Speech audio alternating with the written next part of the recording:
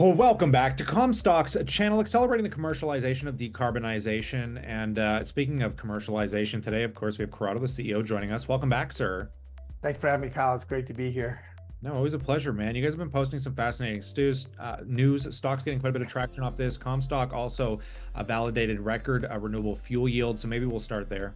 Yeah. It's our big claim to fame was, that we could do 100 gasoline gallon equivalents from 1 ton of waste wood. I mean, it was remarkable because that's about double our next closest technology, our next closest competitor. And frankly, it's what enabled the whole thing to be so robustly economic. As we were validating those yields now with customers, as we were finalizing and having third-party validation of everything that we knew we could do internally, the numbers came out at 125 gasoline gallon equivalents. I mean, a remarkable 25% increase in an already leading yield.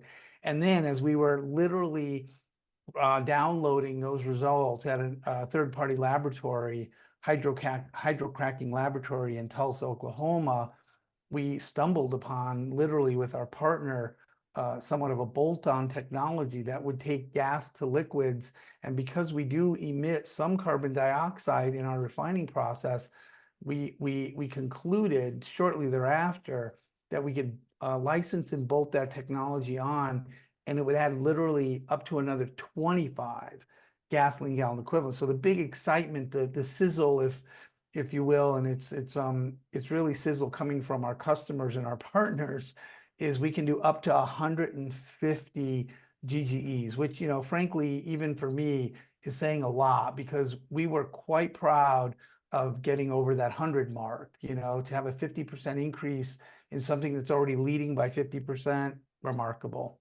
No, absolutely incredible for sure. And just pivoting a little bit here, you had record first renewable metal shipments and sales as well on the other half of this. So maybe offer some insight there. Yeah, I will. I mean, it's the same. It's almost a weird parallel, right? We got two businesses commercializing in this renewable energy arena.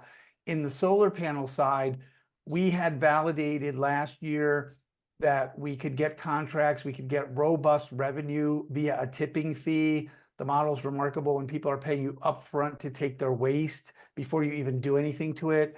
We then proved in the first quarter we could process it at a fraction of that cost, and reported 80% margins as a starting point of the business. But what was really the real reason we built this demonstration facility was to prove that we could, in fact, reuse all of the materials.